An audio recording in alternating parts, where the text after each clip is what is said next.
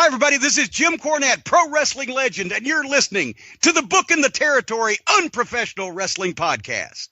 This is the artist formerly known as Daryl Van Horn, James Mitchell, the Sinister Minister, and I'm here to let you know I would rather slam my cock in a car door than to miss the dulcet tones of Hard Body Harper, my illegitimate son, on Booking the Territory podcast.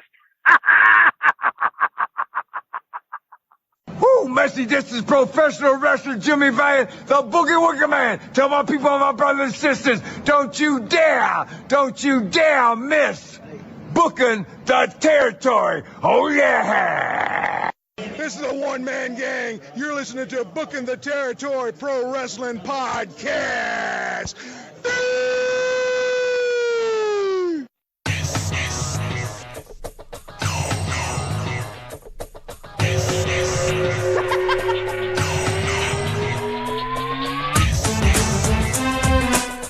Welcome back, everyone, to this week's episode of Booking the Territory, the unprofessional wrestling podcast, where today we're talking NWA Saturday Night on TBS from May the 7th, 1988. I'm sitting here with Doc and Hardbody Harper. And don't complain. It's not that you didn't get a show last week. It's just that you got a show a week early. You got 2 in 1 week. So technically the streak is not broken, and you can blame the idiot producer, which is myself, for dropping the show a week early. But anyway, I'm sitting here with Doc and Hardbody Harper.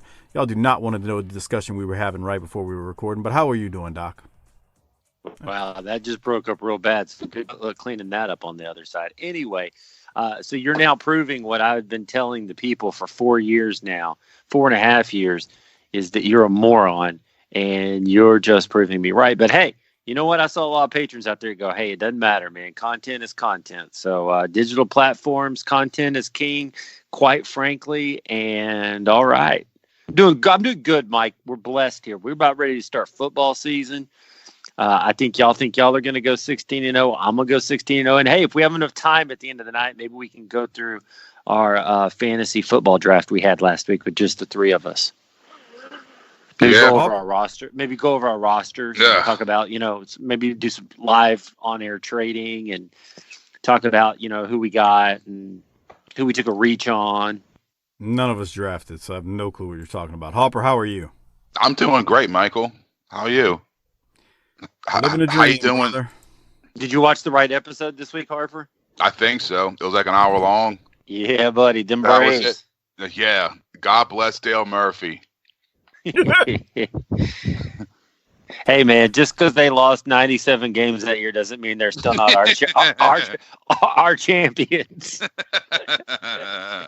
Doc, tell the people, we've said this before, but I think it bears repeating. Tell the people when there is a hour-long episode and not hour and a half, or even a 48-minute episode, what goes through your mind?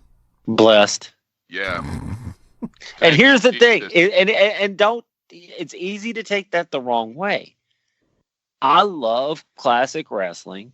I like watching these, but I'm a big believer in that wrestling is best digested, consumed, presented, and enjoyed in 1 hour increments. So I like it. I like Smoky Mountain. Smoky Mountain's great. 45 to 47 minutes. It's just awesome. Because I'm always left, like, in reality, I've always said this, like, a 12-pack, these days a 12-pack is too much beer, man. I just, it's too many calories, you don't feel right the next day. But a 6-pack is not enough. I need like an 8-pack, maybe a 9-pack, and that would be perfect. That's how wrestling is. I could take a 70 or 80-minute show with commercials, but that's not how TV works. So I'll just take the 60-minute show. So this was great. The show kind of sucked, but that's not our fault. Harper, you were about to say something about the not only Smoky Mountain, but hour-long television as far as wrestling goes. What were you about to say? Yeah, fuck that. I got shit to do. Well, think about this. What episodic program lasts longer than 60 minutes? Right, exactly. That's a good fucking... Exactly. Thank you, Harper. I mean, regular TV is an hour. It's digested in hours. Yeah, fucking Law and Order, the Chicago PD. It's all a fucking hour long. Right. Pro wrestling. Pro wrestling is the only thing that's not sport related that's over a fucking hour long. Are you trying to say that this is a performance art? Jesus don't Christ. get it. Don't step into that bear trap. I've always said I like the hour. I don't mind the 2 hour usually, but we do so much reviews that it makes it tough sometimes. But I do agree with Doc and Harper. 1 hour is the sweet spot. And like Harper said, any other episodic TV is generally an hour. And not only are they an hour, but there's seasons where they're not on. They're on between 10 and usually 20 weeks at the most. Some of them go a little longer, but that's it. So let me finish one thing. I know. Hold on. Let me finish my thought, and then I'll throw it to you. What I was about to say was, so while you have seasons and it's an hour. Now, the only other thing about sports, whether it be basketball or football is a 3 hour game usually, but it's a season and is only, if you include the playoffs, can be as many as 20 weeks. So I say all that to say, even though those are long games, and let's be real, everything's a work. Even though those games are long, you only got it for 20 weeks a year. Not like Raw and SmackDown where you got 5 hours of TV, 360, 52 weeks a year. Man, I'm itching for football, dude. And it ain't the crabs, man. I am ready for football to start, man. I got the Jones. I'm ready. And why? Because it's been 7.5 months since I've seen any of this shit. I'm telling you, man, Latrell's in for a rude awakening, man, because he loves him some Raw and SmackDown. Fuck that. And here in about 2 Mondays, or whenever this comes out the next Monday, sorry, pal. Well, this is going to air September or it drops September the 5th, I believe. So yeah, so that'll be like the night that the kickoff game, won't it? The Thursday night game. Yeah, that's the first game. So there you go. People got a decision to make. Do you listen to this show or do you watch Bears and Packers? I'm going to watch Bears and Packers, but I would think that the Army would probably listen to this. Harper, you ready for football, man? I was born ready, even if it is a work. Yeah, it's a work. Wrestling's a work. I like that too. Just like the Popeye fucking chicken sandwiches. Well, we'll get to that. We'll get to that in a minute. We need to they conveniently run out of them. Yeah. Well, we'll get to that. We'll get to sandwich talk in the middle of the show because we'll have plenty of time here. Let me mention two things, and then I'll throw it to y'all for some opening thoughts, even though we've been rolling already. First off, I want to give a shout-out to Disrespectfully Classy Marky Blassie, Kyle Riley, Mike Childry. Thank you for your generous patronage each and every month to the show. Also, as far as patrons go, Anthony Rankin, thanks for bumping up your Patreon pledge. Eon Heffernan, thanks for signing up on Patreon. Enjoy the 200-plus Patreon-exclusive episodes. Appreciate it. Larry, a.k.a. Manny Walker, thanks for your Patreon pledge also. Saw that you re-upped, so I think you changed over from Podbean to Patreon, so there you go. And also need to give a shout-out to BTT Hall of Fame Patreon member Michael Angel. That meme of the Durex condom that says it is a pumpkin spice flavor condom, and it was captioned with "How to get a BJ from a white girl in the fall" might be the best thing I've ever seen posted in the BTT Facebook group history, and there's plenty of contenders when I say that. That one was great. Harper, do you not get it? I don't care. That's who in the fuck's got a blowjob with a condom on, unless you're fucking a whore. Doc, I think he's missing the point. Do you agree? Yeah, it's the idea that if you dip anything in pumpkin spice, white girls will put it in their mouth. That still kills me. Karen and Becky can't wait to get that inside of them. It's whatever. Pumpkins. How'd that happen? Well, Spice basic white bras. That's how it happened. Women are marks for stuff. So that's their Popeye's chicken sandwich. Right. I guess. I'm thinking the way it's grown, this is their Super Bowl, to be honest. This is their October has turned into their WrestleMania month. All right, Doc, what you got before we get into the show from May 7th? I think we should just go ahead and head to the ring. I mean, we got an hour to get through. That's a lot of time, and not much happened. So, where was everybody tonight? Well, hold on. We're not going to talk about the Impossible Whopper, or are you trying to stall for a little bit? We got to work into it. I guess. Well, gotcha. We're going to talk about that now, or once we have a match going that we don't really like. We can do exactly what you just said, so that will work for me. All right, so let me get a little background talk to some bullshit.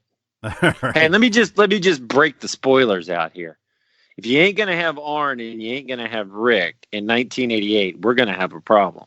Yeah, yeah, that's true. There's no Luger. I'm okay with that part. That's nice. That's his problem, not mine. So we are talking, like we said, May 7th, 1988, Saturday night on TBS. It was a short show. The show only went an hour and 3-minute runtime without commercials. So yeah, it was pretty short. Let me get to the opening part, and I'm gonna play it for you. Hold on, as soon as we see this stupid little message at the beginning of it. Here it is. Exactly. Tony, I've been in wrestling for 55 years, and I sat there taking notes in amazement. I can't ever recall having such a grinding feeling in my stomach at any decision that I have heard over the years. Now, I'm a friend of that man. I know him for years. I've trusted him. I've been close to him, and I know one thing, that right here, this punishment is not fitting the crime. I think that it's far too harsh, far too severe, and I don't think enough went into it, and I know everybody didn't agree with it. Right. I know that I didn't vote for it. All right, so you heard Paul Bosch right there. He's with Tony Schiavone. He's fussing that the punishment didn't fit the crime as it pertains to the American Dream being suspended, and well, now we got the Midnight Rider. So he's fussing about that. Right after that, we go to the studio, and David Crockett just breaks the news that Dusty is no longer suspended, and this is horse shit. But this is my first note: is Dusty is bullshit here. Yeah, it's what's the reason why it was lifted? That was a practice round. That's what my kid says when that was a practice try. Bruh. Hey, look, y'all are a lot harder. Mike's a harder about Dusty's booking than I am at this time. Because I believe the corny line that it didn't matter who was booking this shit. Crockett was going to run it in the ground. But this is some grade B bullshit. Harper, your thoughts on what Doc said? I need a reason why. What's the reason? No takebacks. I need a reason why. I mean, there has to be a reason. I want to know the reason. Shit, if we're going to reinstate me, I need my belt back, too.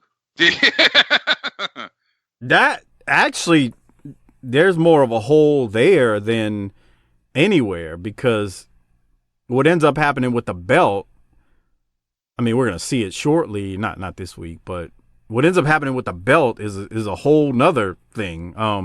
So you're right. Why wouldn't he get his belt back? But I'm kind of with y'all, man. You got to button this stuff up, man. This is, I'm going to be careful how I pronounce this. This is reneging on the... Whoa! No.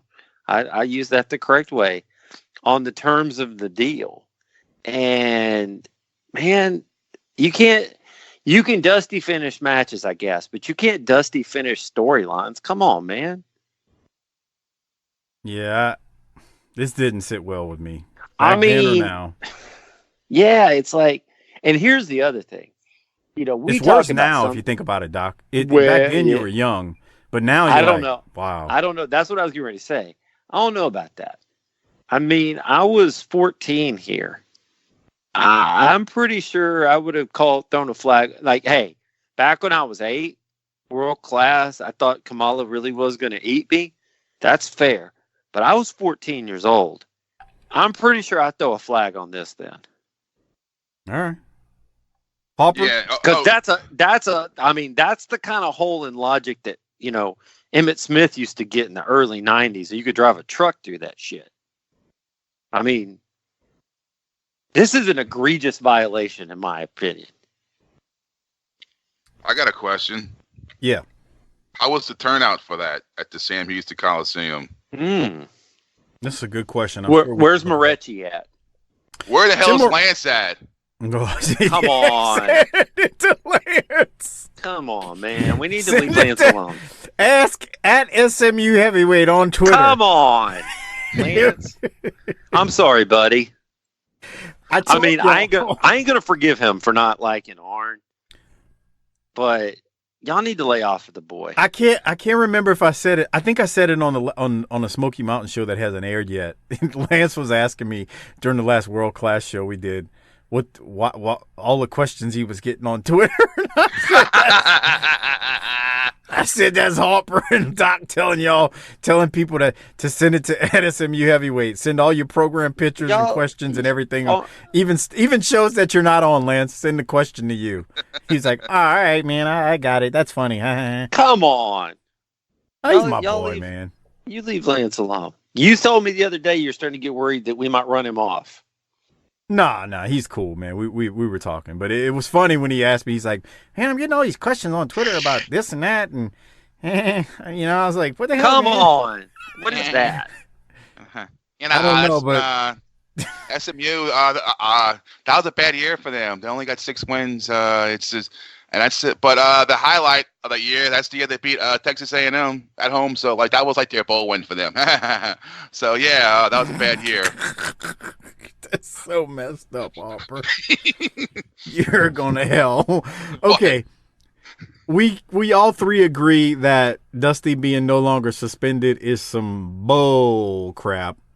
Agree, Harper? Yes. I mean, I have no problem with it if you give me a reason why. Like, what's the psychology? Like, why? Right. What's the reason? What you're saying is just explain it to you. Yeah, explain it to me. Well, we get no explanation from David Crockett. The news is just broken. Cornette, if you're watching on our Patreon at tinyurl.com/PatreonBT on the BTT, the video version of these, Cornette comes in and introduces the Midnight Express, who go in there and they defeat Jerry Price and the Dark Star. I have a note to play something that Cornette says, so hold on one second. Let me go back to it because we didn't play it a second ago. Here it is. He pleaded my case personally. He took that videotape and he pleaded my case with the board of directors, Jim Ross, and it's only a matter of time. He promised me a decision here today. I know that I'm going to get it, and I know that, brother, we're going to be U.S. Tag Team Champions again. You know, Dusty Rhodes. I got to just take a second to say, if Paul Bosch made last-minute pleas for everybody that's been messing up lately, then Pete Rose would still be playing baseball, and Jim Baker and Jimmy Swagger would still be taking Social Security checks out of old ladies' pockets. But in this case, Dusty Rhodes conned the NWA, Dusty Rhodes conned Paul Bosch, Dusty Rhodes conned everybody. He should not be wrestling. He's a dangerous individual. Look out. You might get your knee blown out there, Tony. Now, come on, guys. Don't hurt the announcers. Woo! The fact I had to play that hip toss on the floor because that shit hurt. I thought. Did you see him show? Did you say? Oh, there's little Mike and somebody Harper. else. But did you see me and Harper? Yeah. That was me. Let me go back to it. Hold on. Let me go back to it. I'm gonna pause it, even though there it is. There's me and Harper, y'all. Go back. I'm the lighter skin one. Come on. Harper, well, of course. He's a lighter skin one. You're an asshole, man. What? Hey, Now look. go back to the beginning of your clip. Beginning of my clip? Mm-hmm. Oh, okay. Hold on. Let me go back to it. All right. Let's see. And there's me and Harper. Harper's the big kid. Okay. So I had to play that because. Hold on. Be ready to push pause. I know. It's a pain, though, because it's got Look at this neck breaker. This. Oh. Yeah. Oh, yeah. That Look at that. Yeah. Harper's the one on the left. That'll be me. I'm the one on the right. That'll be me. Have like a fucking. That little kid on the right looks like a little Eli Manning. That's nice. I had to play that, y'all, because Cornette uses a great analogy with Pete Rose and Jim Baker and says that if Paul Bosch was, presiding over those things, they'd still be, Pete Rose would still be playing and Jim Baker would still be basically robbing saps out of their money. Oh God, it was really good by Corny. Doc, do you have anything, or did you have any thoughts on that? I believe that Pete Rose should be in the Hall of Fame. Yeah, really. I mean, fucking get over yourself, man. Yeah, I agree. Because isn't it Harper that it wasn't that he never voted against, not voted, he never bet against his team, right? It wasn't that? I don't know. I just think it's a little fucking uncalled for. Did they take OJ out of the Hall of Fame in football? No, because the way the NFL is just what you've done as a football player. So like you could have been like Osama bin Laden if you were an all-pro running back. You know, your fucking statue is still in Canton, Ohio. Can you see Osama bin Laden starting tailback for Delgado State? Wow. Bends up. That, and with that logic, then Chris Benoit could still get in the WWE Hall of Fame. Right. Okay. I got you. Fucking remember how big Pete Rose was back then, man? God almighty. Yes, that's why Corny using throwing Pete Rose and even Jim Baker in there is like very topical at the time. I mean, he knew what he was doing, especially with the Jim Baker thing. Okay.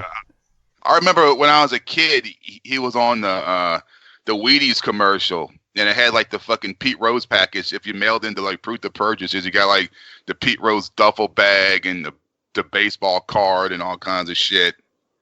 God, I wanted that so fucking bad. He was a baseball god back then. Yeah. Dude, he was the John Wayne of baseball for those guys, man. Head first slide, hustle. Did the Reds do anything back then? The 70s, he was part of that. Yeah. He was part of the Big Red Machine, but then he went to Philadelphia. They won. Okay. Dude, he didn't cripple, but he broke a dude down in an all-star game at the plate when he ran into Ray Fosse. How about that for some deep baseball knowledge? Wow. I ain't playing, pal. He was the catcher for the A's in like 70, whatever that was. And he was a hell of a baseball. But the Reds had a period of time where they were freaking fantastic, man. Shit. The mid to late 70s, they were rolling and controlling. They were booking the territory, pal. Yeah, the Big Red Machine. Tony Perez, George Foster, Pete Rose, Johnny Bench. That wasn't until like 89 or 90 though, where they beat the A's and upset the A's and swept them in the World Series. I remember that. That was some real shit back then because like, that was the Reds. Yeah, I think it was the Reds beat the A's. I want to say like the A's were the Bash Brothers at that point, and they were like heavily favored. Then the Dodgers beat the A's. What's wrong with the A's, man? Yeah, dude, it's crazy. Like when I watch baseball, I watch the Dodgers, and when I watch like the highlights on ESPN, the A's are doing well this year. And whenever you see a home run that goes into the stands, there's like two people in that fucking big. You think they would show up to support their team when they're probably going to go to postseason play, but I mean, there's fucking nobody in that goddamn stadium. I mean, that's crazy. I know it's like the shittiest stadium, but fuck, you think you'll show up and wear your fucking baseball cap and your t-shirt and we get into it. Doc and I got a theory on that, just with baseball in general. We think baseball is a dying sport, eventually going to die just because of the pace of it. Didn't say that I want it. Neither one of us just said, let's be clear here before this starts. Let me head this off. Didn't say that we want it to. Just said that it's going to. And guess what? It's taking football with it. It'll take longer for football. I think the only thing that will save baseball is that you're going to see less and less kids playing football with the concussions. So you're going to see more bigger kids that would be playing football. They're going to become baseball players, and you're going to see more guys like Aaron Judge and those big old motherfuckers like that should be playing football, but they're playing baseball. I think that might save it. I don't even think that's going to save it. I just think eventually it's going to die off. Bruh, let me tell you something. I sent Mike. Don't want it to, like Doc said. I grew up watching baseball. Didn't have a team, but I enjoyed it. So let me tell you I this. had a whole box of baseball cards, bro, and it's like everything that we were into as kids is gone. Is going to be dead 20 years, like fucking comic books. I was telling this to Mike Doc, this someone I'm dating. She has an 11-year-old kid, right? I got this box of comic books, and they've been sitting around here. I was like, I got to get rid of this shit. I brought it over to her house. I was like, I got something for him. It's like, check this out, bro. He was probably expecting a fucking joint. Yeah, he barely looked up. And she's like, he's not even going to touch him. I was like, look at this. It's Captain America, the Avengers, bro. I mean, don't you watch these movies? He didn't give a fuck. She's like, might as well just take it with you. I was like, are you fucking kidding me? She said, he don't give a fuck about these comics, and I don't give a fuck about your small dick. Get out of my house.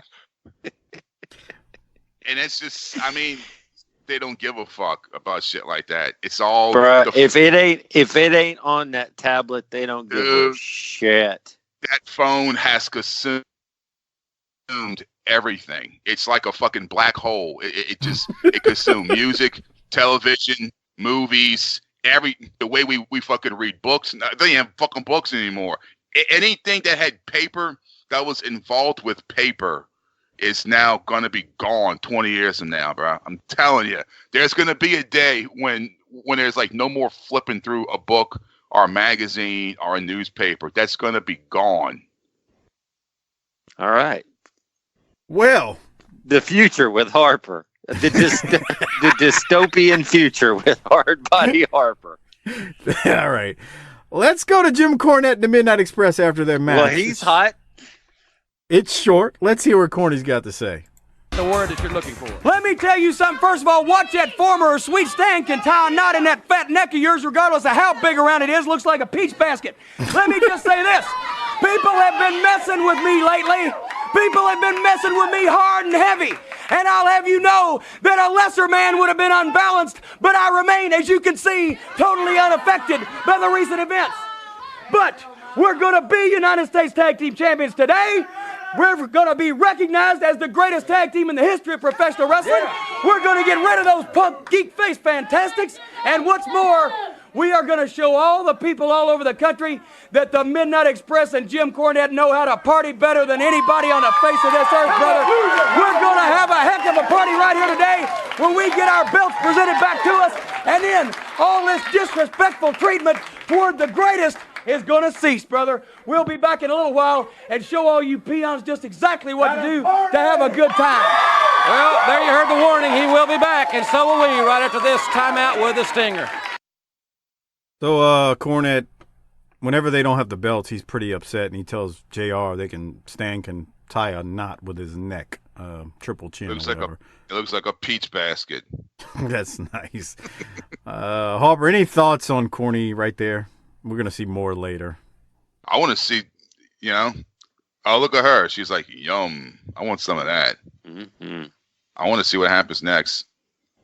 Doc, any thoughts? Yeah, me too. Would you rather go to a Midnight Express and corny party or the party Sting's always talking about? I don't want to go to Sting's party. His is like those fucking lame old frat boys and just kind of, yeah, dude, I got a case of fucking Bud Light, bro. A friend of mine. How much do you lift? Yeah. How much do you lift, bro? Are you still on the juice, man? You look good, bro. Your calves are still kind of small, but other than that, you look great.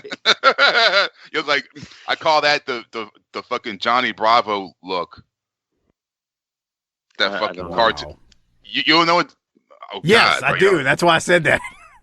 The fucking cartoon. Yeah, I remember. I'm old enough to remember that. Yes, I'm older than y'all. Listening to Harper talk about white frat boys is hilarious, though. It is. Harper does not look like the dude that would pledge a fraternity. No, fuck that. I don't gotta find my friends. Fuck that. No way. No way. None of us. The only way I would do it was if it guaranteed me passing. That would be it. If it guaranteed me to walk across the stage, even if I got a degree in fucking basket weaving. But that's the only way I would put myself through that through the torture of a bunch of fucking assholes that fucking have to be a part of something, and they're such fucking losers. This is the only thing that you can be a part of. I'm not gonna go there. I mean, let's be serious. If you take that shit, I got a friend of mine that has a fucking frat tattoo, and every time I see it, I'm thinking, are you that much of a fucking loser, bro? Why are you friends with him then? I don't know. I just never got that. It's like, hey, you're in a fraternity. Why you got a tattoo? I mean, it's not like you're still on the beaches of Normandy with these motherfuckers. I hope his friend don't listen to That's awesome. Here's what I don't. Here's the one I don't understand. Like, I don't understand the tattoo. I don't understand having to be in a fraternity. I don't understand any of it. But I super duper don't understand the black fraternities that do the branding. Fuck it. They still do that? I don't know. I don't know if fraternities still do. They did back in the day, and you can get fucked with that. Yeah, fuck that, bro. I ain't a head of cattle, motherfucker. Oh, man. Y'all pissed off all the fraternity brothers. The only way that I could do it would be like if fucking Terry Funk was the one branding me. And he's in full gimmick. He's got the cowboy hat on, the poncho. No, sir. I can't get branded, man. And look. Fuck that. And look. That sounds like something the fucking Nazis would do to the Jews or something. And look, let me explain something to you. We just went from the future with Harper to a history lesson with Harper. I'm going to brand you. This episode ought to be called Time Traveling with Hardbody. Let me explain something to you. I've done some stupid things to my body, but taking a brand is one thing I'm not doing. Not that I think you're dumb if you do it. To each his own, whatever. No, you're fucking retarded, bro. Fuck that. I'm not going to say that. Well, I don't feel that way. How many people just swiped left and hit delete? Yeah, he's always pissing people off. I'm not gonna go there, man. I mean, if joining the fraternity is your thing, then it's your thing. Whatever. I mean, I want to ask y'all this: how many black people that are in fraternities listen to this shit? I don't think Steven Jaworski's in the goddamn black fraternity. Fucking listen to fucking Judas Priest and Iron Maiden with his fucking Pittsburgh Pirates hat on. Steven Jaworski gets a shout out as usual. He loves it when you rip on him too, just by the way, just so you know. Okay, let's get this damn show back on track. Jesus Christ. Because couple of things. We Sting defeats Bob Emery. JR tells us he wants to clarify something earlier. JR says the Midnight Rider will actually be in the U.S. title tournament, but Dusty will not. So they're having a tournament for this title, and Dusty is not going to be in it because he was just reinstated, but the Midnight Rider will be. So let's keep something in mind here, because I don't think we clarified this at the beginning. Dusty is back, but the Midnight Rider is still competing too. So there you have that for what it's worth. I just wanted to point that out. Right. Then we go to a promo with Sting. Sting says something about Barry doing too much partying and Barry needs to take a chill pill. And then Sting says Barry needs a second chance, and then he howls at the end. I have no clue what Sting was talking about. I guess I'll ask Doc if he's got any thoughts on the Sting match or Sting's promo. I just like that at some point JR decided he had talked enough and cut him off. Cut his ass off. Yes. That's a real pro right there. Yeah. Bro, you're sinking. Let me help you out here. You're done. Any other thoughts, Harper? No.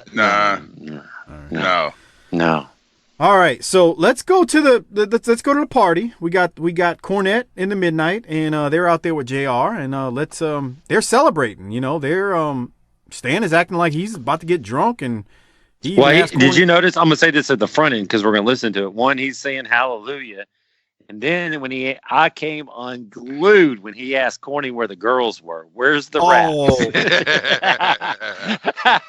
rap? Yes, I came unglued too. So it's let's go to it now. This is a great moment. This is a great moment from this show. Here it is. All right, ladies and gentlemen, we're back here at World Championship Wrestling, and will you come? I haven't been invited to this party, so I'm not here out of imitation. It's my job. Will you? Oh, that's really good. Just stand drinking out of their little cup. You want to tell the people why we're having this celebration? Yeah, I've already told them. Where's all those girls you promised? They're going to be here later on. They had a little car trouble. They called me. They'll be there. Half price now, too. Well, have you heard the word yet?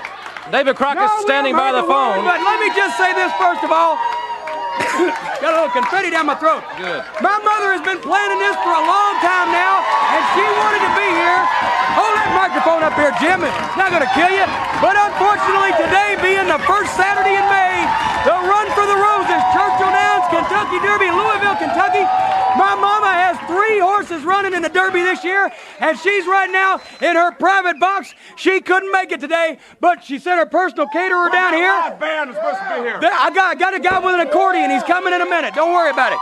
She sent her personal caterer down here. We got the plates. We got the silverware. We got the napkins. You got 3 forks. You got 3 spoons. You got 3 plates. Yeah. Big party. Because everybody that contributed to the success of the Midnight Express is invited. Me, Bobby, and Stan. We got the Coca-Cola, brother. The boys wanted champagne, but I told them I don't agree with the consumption of alcoholic beverages. You didn't spare any expense. You bought 3 whole cans. Yeah, 1 each. They got calories, you know, but they're in training. And last but not least, Where's the champagne? I told you no alcoholic beverages, Stan. This is good for you. Carbonated beverages, yes. But last but not least, and best of all, this cake right here, baked by my mother's own hands in her kitchen with the cook supervising, of course, with lots of icing just the way I like it. It's snowing, as a matter of fact. We're going to have to pick that confetti out of the cake. We might get poisoned. But the fact of the matter is, we are partying because today is the 1-year anniversary of the Midnight Express. Watch it, don't worry, I can afford to buy a new coat. Bob, the Midnight Express 1-year anniversary, being the United States Tag Team Champions, and I'm happy. And by the way, tomorrow being Mother's Day, I'd like to say prematurely, Happy Mother's Day, moms, I love you. All right, you know she loves it when I do that on national television. But we're having fun. These freeloaders aren't invited. You're not invited, Tony. David, nobody's invited except us. And I love a party. Hold on here a second. Hey, here we go, Jimmy. Well, here comes We've David. been waiting for the word.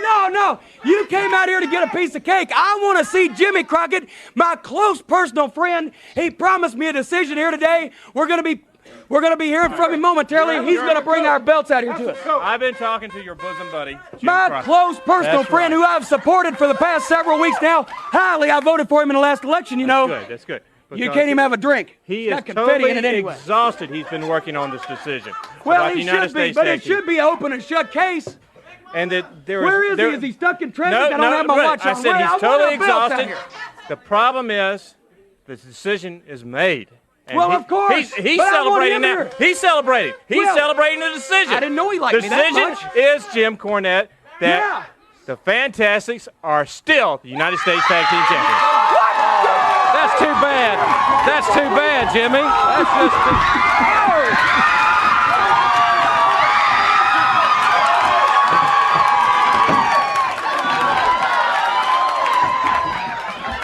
Well, the party seems to be winding down, Tony. Look at him. We're going to get out of this. We'll be right back. We'll be right back.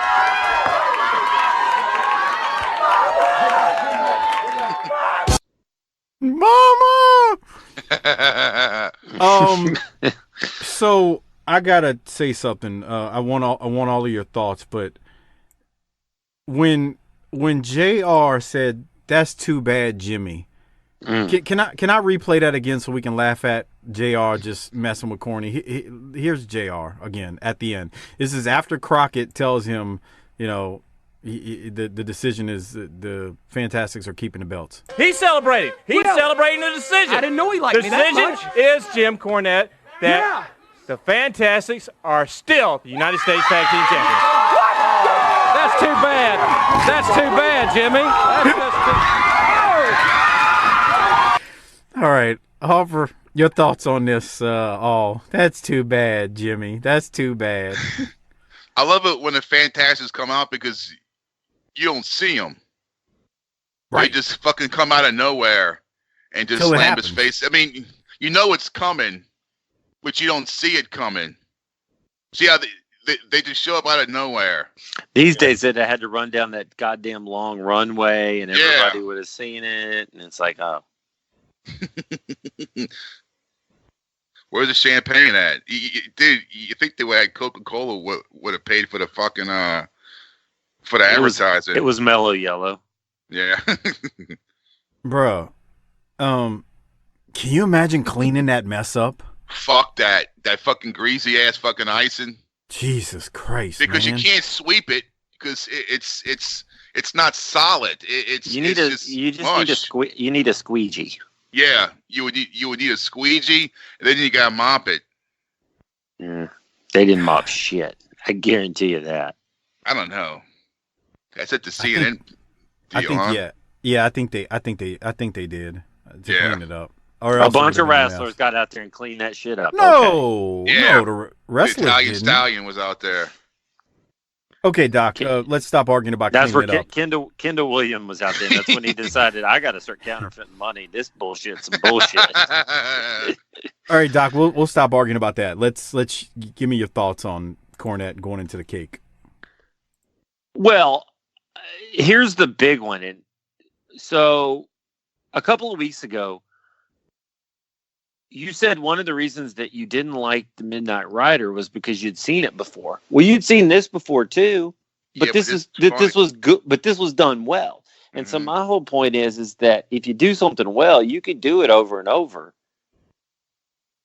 But the point is that everybody out there was so natural. JR getting his just natural line in. Corny is a force. But then the two buffoons out there with their party hats on, asking where the girls are and wanting some booze and eating icing. It's just,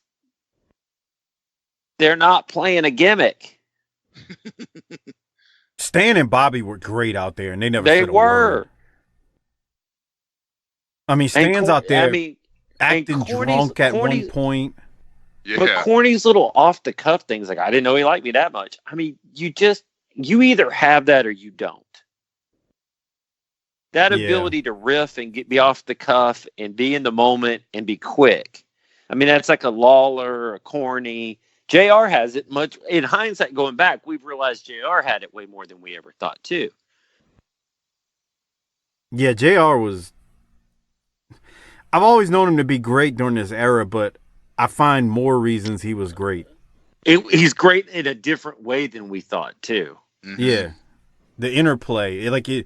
He stands out. Like, not only does he stand out, but his style and him, screwing with Corny right there. Like, at the that was perfect when, Crockett delivers the news that the Fantastics are going to keep those U.S. titles, and JR's like, oh, that's too bad, Jimmy. You know what he gave him there? Because he turned on the Southern accent for that even more than usual. He gave him the old Southern, oh, bless your heart. Yeah. That's true. Oh, bless your heart. That's true. This was the standout moment of the episode for sure. God, imagine, because they say there was no shower there. Right. So he's got to basically just get a towel and fucking do his best to wipe that shit off.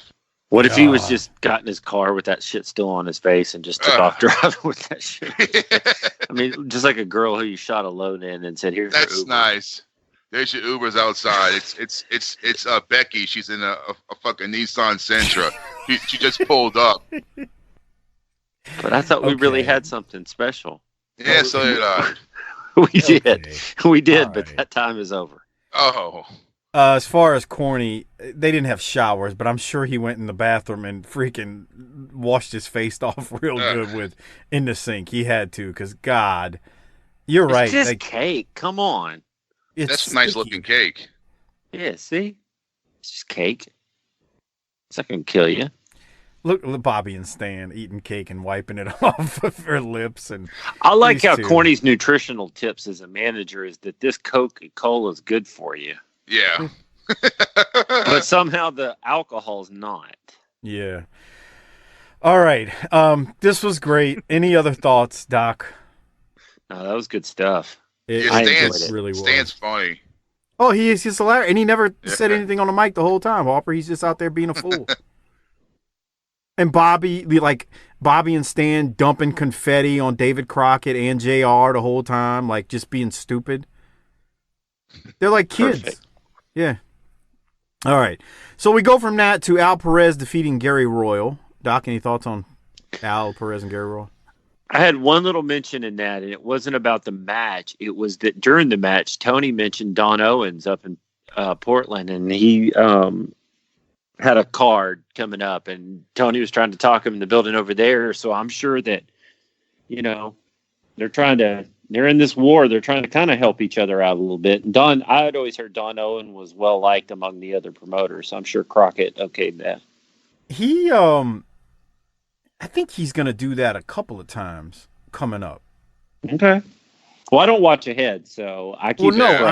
I'm not because I watched it ahead. I remember Corny saying that on like a drive-through or the experience once during this time period, mentioning something about that. So, Harper, any thoughts on Al Perez defeating Gary Royal? I just kept hitting 10. Oh. Well, but I did hear about the Portland wrestling, and I hit 10 back. I'm like, fuck, I missed something. Did you, Doc, have anything on Gary Hart and Al Perez, who are basically trying to talk to the Latino community to get them into the building to come to Houston to see this title tournament? I thought this was not one of Gary Hart's strongest, but I thought he was trying to start a war, a race war, kind of, With his Latins. With his Latins. Hold on. I love the Latinos. It's short. Here it is. Heavyweight title in Sam Houston Arena, right in Houston, Texas. Also, Nikita Koloff will be in that tournament. Nikita Koloff, you don't impress me too much, and there's not a Texas wrestling fan alive that would cheer for Nikita Koloff with the fabulous Latin heartthrob in the Sam Houston Coliseum. The ladies will be going crazy, and as you well know, they are coming from all around. They're coming from Orange, Texas. They're coming as far down as, say, Galveston, from all the way from the valley, because this is the premier wrestling event that will be taking place in the Sam Houston Coliseum to crown a new United States heavyweight champion, a one-night tournament. The people of Houston, Texas, they know what great wrestling is, and they know that the NWA is the greatest wrestling organization with the greatest wrestlers. So I would say, without a question of a doubt, Sam Houston Coliseum on the 13th, Friday the 13th. It's going to be special. But what about Mr. Paul Boesch, Mr. Houston himself? Got himself involved and has had the suspension on Dusty Rhodes lifted. What do you think of that, Al? Well, personally, I like the idea of taking the mask off the Midnight Rider and showing it's Dusty Rhodes. Because for one thing, I want Dusty Rhodes in Houston as Dusty Rhodes. Nobody else. No imitation. Dusty Rhodes, I'm going to prove to everybody out there in Houston that I'm going to beat you. And you're going to know why, because I'm a lot better. It's time to step aside. You know what he has that few has? He has conditioning. If it goes 20 or 40, when their tongue is hanging out, he's still not even breathing. Look, he's not even breathing now, Stop David. talking now. He's not even breathing now. So everybody in Houston, be there to see the Latin heartthrob, especially all you Latins. Don't let him down. Thank you very much. You're welcome. Ladies. You Latins. Yeah, what the fuck does that mean? You Latins. You ought to know. You like to talk that way too. You bunch of Latins. Yeah, Harper, translate for us, because you always like to go there. You like What? Instead of saying Arabs, you say them Arabs. I say Latinos. Well, we know you like Latino women. I know. That's Latinos. Yeah, I kind of like half the Latinos. The Latinas. Yeah. Jesus. Speaking of which, Harper, did you see that picture that they posted of Selena De Laurentia's mom on the Facebook group? Is that really her mom? I don't know, but damn, she looks really young to be her mom, and she's fine as hell. Okay, hold on, Harper. Let's do some math here. Selena is probably... She's like 22. Okay, so if mom is 42, well, that's like our age, so she's a brick shit house. That's all I'm saying. I know. What? A what? A brick shit house. He don't, bro. I know what that means. I'm messing with you. Okay. What's her name? Serena De La. The chick Cornette talks about in MLW. I didn't follow. I didn't miss it. I didn't keep up with it, pal. She's 22. Yeah. So I can't keep up with everything, man. Even if her mom is only 18 years older, she's still 40. Yeah. That's a good age for a woman right there. Fine. God, she's fine. Oh, brick house. Anyway. All right. Are you talking about those humongous cans on this broad? That's nice. She got more than that. Well, but that's all I see right now. Jesus. Man, she's shapely. I like that. Shapely. Thick in the right places. Yeah. Like an hourglass. Payow! Gary Hart, like we said, they're trying to talk him into the building to go to Houston to see the U.S. Title match. Then we got a match between the Powers of Pain. Doc, stop moving. Come on, damn it, man. Oh, by the way, everyone, no, Doc has not set up his computer again. He says he doesn't have time, so there's that. Powers of Pain. I don't need to have a computer anymore. Yes, you do. It's driving me up a wall when you're on this Skype on your phone, because every time you move in your crisscross applesauce position because you're sitting on the floor, it's all kind of... Yes, he's sitting on the floor still like a kid. No. I can't sit in the floor like that, dude. I'm too old. I'm actually in the floor, and I got a couple of big long pillows. I'm kind of just stretched out so I can relax. So, like I said, he's on the floor. Powers of Pain, Barbarian and Warlord defeat Curtis Thompson and Rick Paradise. JR congratulates Brad Muster, former Chicago Bear. I say former. Am I the only one that was surprised that he was a first-round pick?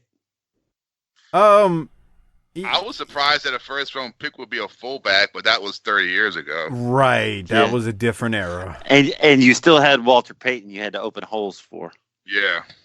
And Muster was he was a good player. But anyway, I bring this up because JR claims that Muster is a big NWA fan and that his favorite athlete is Ric Flair, not his favorite wrestler, but his favorite athlete. So I guess his favorite wrestler and favorite athlete. But anyway, just wanted to point that out.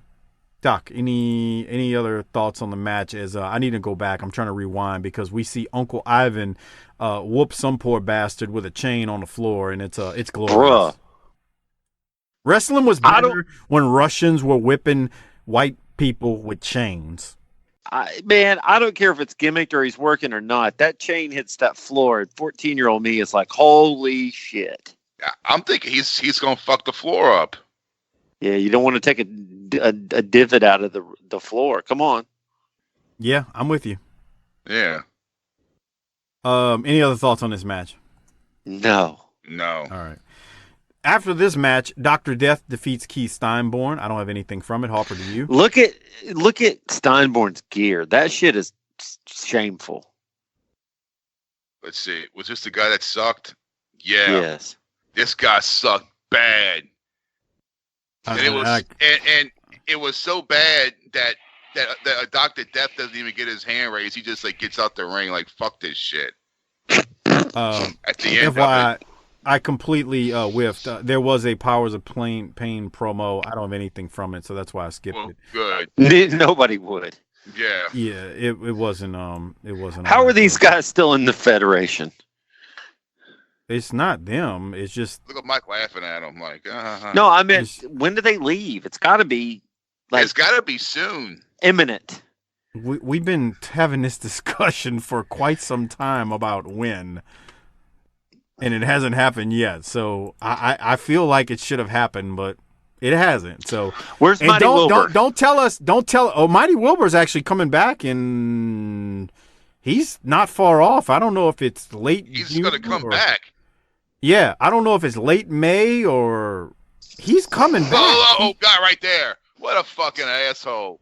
He couldn't get his legs up. He couldn't straighten up. Let me go back. So Harper's giving commentary right now. Mighty Wilbur does come back shortly. Do you make that noise when you do Wildcat? No. You should. So Dr. Death suplexes this guy in the ring, and wow, oh my God, he didn't post at all. Right. I'll just look at him walk away like, man, this sack of shit. And then everything he does, there's a bit of a fuck up. That kid doesn't like it. No. Dr. Death had to muscle him the whole way. He didn't even do anything. I mean, it's bad. He hasn't. We've seen this guy before, though, man. I don't remember him looking like this. Oh yeah, he's been out there a lot. God, look at that hair and that white shirt with that just God. What kind of paint do you think that fucker drives? Wait. What kind of what? What kind of car do you think he drives? I think he probably drives like a Plymouth Duster. What year? Like? Well, like a 76, and he thinks it's hot shit because it's a 2-door. I was gonna say a 78 Chevy Nova. Ugh. But hey, I clear the way for you. This is your superpower. What's it smell like, Harper? Oh God, like fucking shit. Cigarette butt and fucking beer. He probably got fucking scratch off lotto tickets all like on the floorboard. This guy must be. I bet if you ate some disgusting greasy fast food, and then took a big nasty wet fart in your recliner, and then turned around immediately and smelled that fabric, that's how the whole car smells. All right. That's nice. Keith Steinborn loses to Dr. Death. Doc, I don't know if you want me to play this, but what are your thoughts on Dr. Death's promo? No, I ain't got nothing from it. I don't give a shit anymore. I quit. Nice. You quit? No, I'm just kidding. If these guys aren't going to put any more effort into this show and have the superstars out there, I'm getting pissed about this show all over again. Well, I don't have anything from Dr. Death's promo, and that's all I'll say. He was better last week. He was okay here. Yeah. Okay means no play. Kevin Sullivan defeats Robbie, and I don't have his last name. Sullivan comes in, and oh dear God, he abuses this asshole. He whoops this guy's ass on the outside. He just beats the piss out this poor sap. Yeah. I don't know what else to say, Doc. Do you have anything from it? I mean, he doesn't. He just beats his ass. Kevin Sullivan looked like a sawed-off road warrior coming out there. He really did. He came in and just whooped him, and it was great. Sullivan laid it in, dude. Harper, you got anything? Yeah. I mean, he fucking laid it in. I mean, even at the end, he fucking jumped on his stomach. Everything looks tame though after he split Keith Daniels' head open in the back of his head open in that high school gym in Smoky Mountain. That was rough to watch. Oh fuck, I remember that. Damn. Everybody talks about the Kanemaru, where he bladed it, where Kanemaru bladed his own arm. But if you're gonna be real, when he hit that dude in the back of the head, I thought it was Jeff Daniels. It was one of them. He hit Jeff Daniels in the back of the head with that wooden chair and busted his ass wide open. God, that was terrible. Okay, so Sullivan wins. He beats the piss out of this poor sap. And then we go to J.J. Dillon. Let me go to that right now, get it queued up. Let's see, where are we at? This new network's pain in the ass, y'all. Here it is. J.J. Dillon, really the brains behind the Horseman. Well, I first have to address one situation, David Crock. I'm a little bit amazed that the NWA would bow under and knuckle under to public opinion and back on the situation with regard to the American Dream, Dusty Rhodes. To reinstate the man after what he did and turning a blind eye that everything that's taken place is something that's very hard for me to live with. I think it's very unfair. But it's easy for me in one way to understand why Paul Bosch, the great ambassador of goodwill that he is to the NWA, because he suddenly saw that the Four Horsemen with the acquisition of Barry Windham have changed the complexity of everything in the world of professional wrestling, because once again, the Four Horsemen continue to dominate the scene, and with the acquisition of Barry Windham, become the most fearsome foursome in the history of professional wrestling. So all of a sudden, the Nikita Koloffs, the Steve Williams, the Lex Lugers, the Road Warriors are all running scared, and Paul Bosch knows that when I control a group like the Four Horsemen, I am tough to deal with. So what's he do? We better get Dusty Rhodes back into the ring as Dusty Rhodes to unify all these people. Well, if the Four Horsemen have to handle matters in their own way, if we have to become vigilantes, as you would, to bring justice to professional wrestling, we will do it. Now, this Friday in Houston, Dusty Rhodes is there as a special guest of Paul Bosch, but also in the tournament is the Midnight Rider. Now, Dusty Rhodes, we can't pull the mask off the Midnight Rider and have you suspended. That's already been taken care of. It's a moot point. But I'm going to embarrass the NWA, take the mask off the Midnight Rider, and show everybody that I was right all along. So when you come in that building and shake hands with Paul Bosch, I'm going to have somebody tailing you the entire night. You're not Superman. There's no hidden phone booths, and you cannot be in two places at one time. But I'm also going to concentrate on that U.S. title. I've got two strong entries, one being Tully Blanchard, another being Barry Windham, of course. And I realize it's a strong field. Nikita Koloff's in there, the Midnight Rider, whatever. Al Perez with Gary Hart, who I have tremendous respect for. It's going to be a tough tournament, but I'm hoping that one of the horsemen will leave with a U.S. belt, and then we'll have all the gold.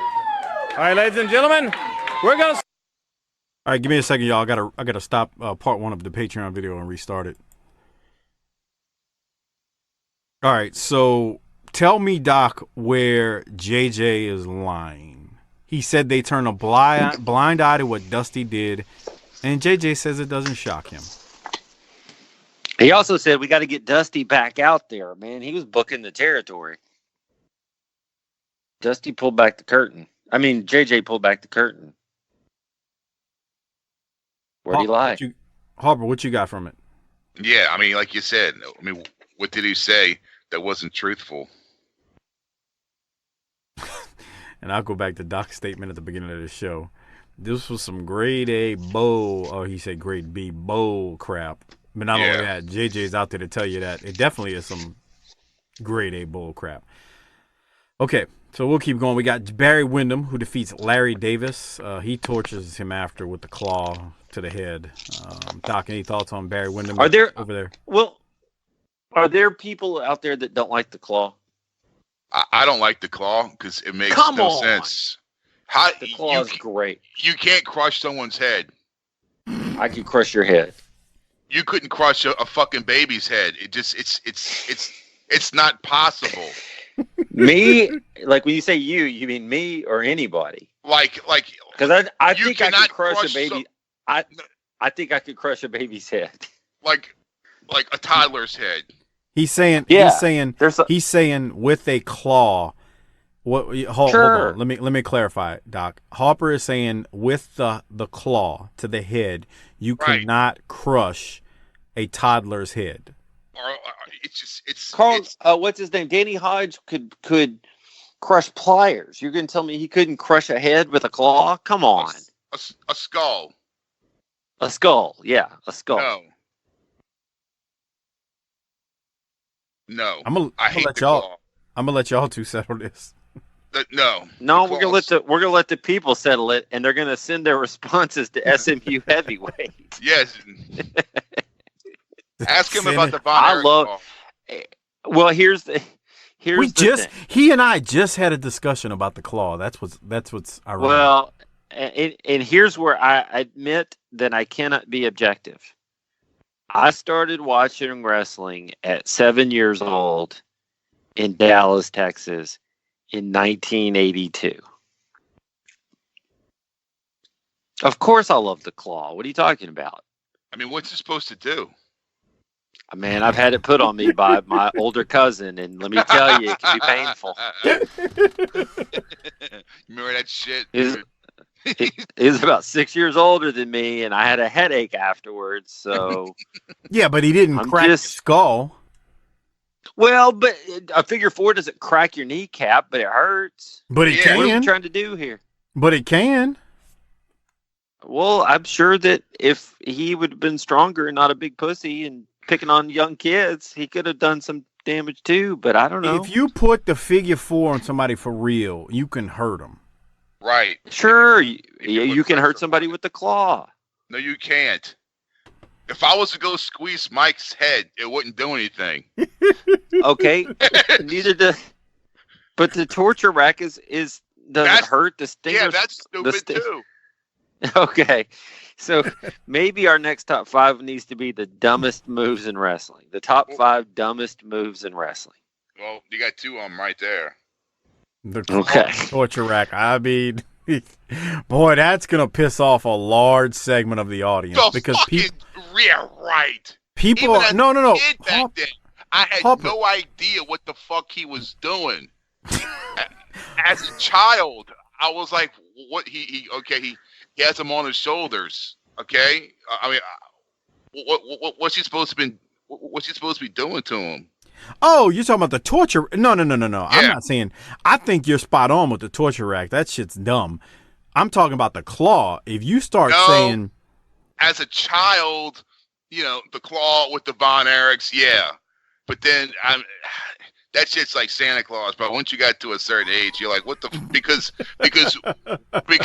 we would all do it to our friends in the backyard. We would all do the claw, and it did nothing. There's no shoot or work way to do it. It's just, I'm going to squeeze your skull. Really? Alrighty then. The claw is like Santa Claus. Lessons with Hardbody Harper. Is it possible that you and your numbnut friends weren't doing it right? Maybe so. Harper brings up a good point though, man, because I think we all were in this same boat where we had like either friends or family members that were wrestling fans like us, and we would do these stupid ass moves to each other. He'd be like, Harper's on to that. Because, Doc, you just said, what was it, your cousin or something put the claw on you and you had a headache? Yeah. Harper's talking about him and his buddies used to put the claw on each other, and I can remember putting the figure 4 on a couple of my buddies, and, man, it's a miracle we made it out of this shit, man. That's all I can say. Oh, Jesus Christ. I remember one time my cousin wanted to do a pile driver on me. I was like, "You can fucking bore me." Right. I remember, dude. We had a guy at high school. Oh. The camel clutch will fuck you up.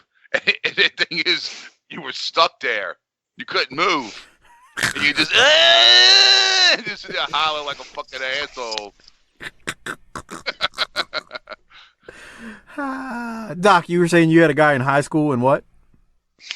We had one guy in high school that DDT'd another guy on the concrete floor in some room.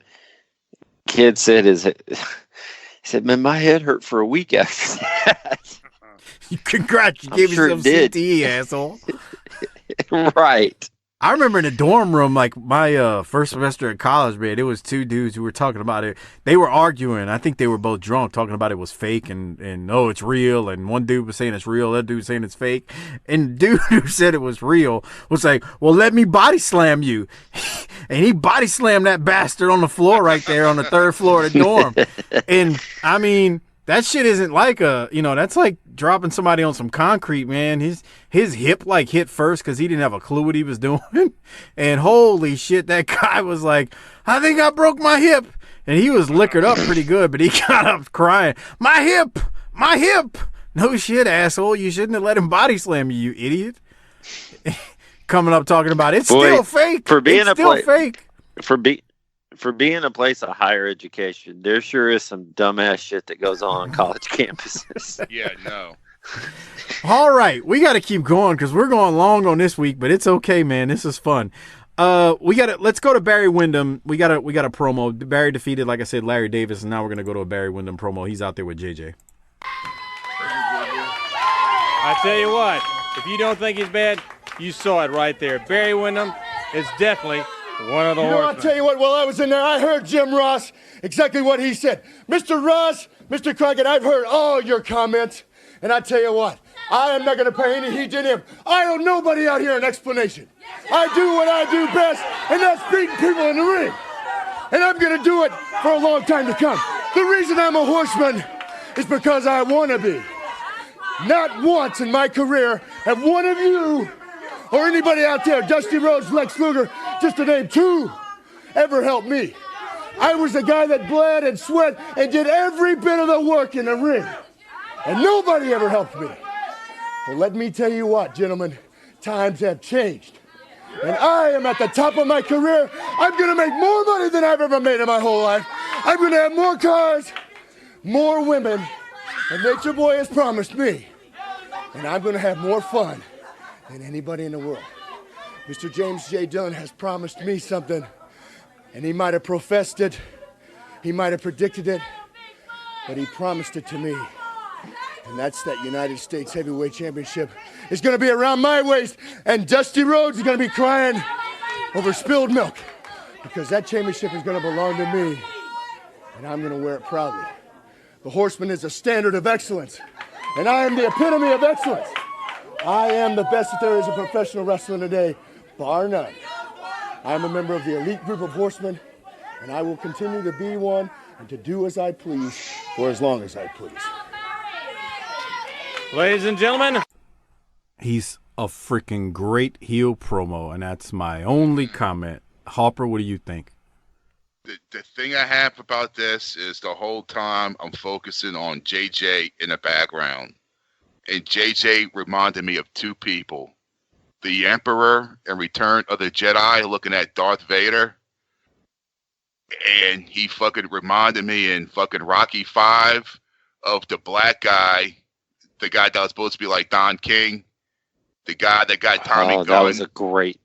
Yes. Yes, he got Tommy Gunn to fucking turn on fucking Rocky. You know, he's just holding you back, yada yada yada. Come with me. We're gonna have the money, the fucking women, the fame. That's who he reminded me of. Yeah. That's a good one. Rocky 5 is an underrated, terrible movie. Yes, it is. I saw that at the Dollar Show. Dude, I saw it like 5 times at the Dollar Show. You can knock him out. Why don't you try knocking me out? I'll only fight in the ring, but my ring's outside. When he knocks him out, he goes, "God damn."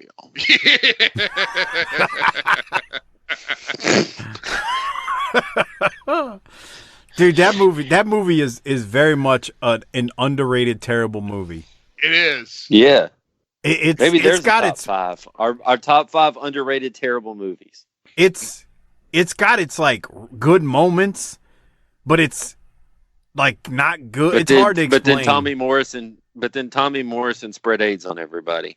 Yeah, and the one thing I fucking love about it is that in fucking Rocky 1 and Rocky 2, Rocky was stupid. He couldn't read. He could say, and then by 3 and 4, he gets sophisticated. He sounds like he's fucking normal. And then by Rocky 5, he's back to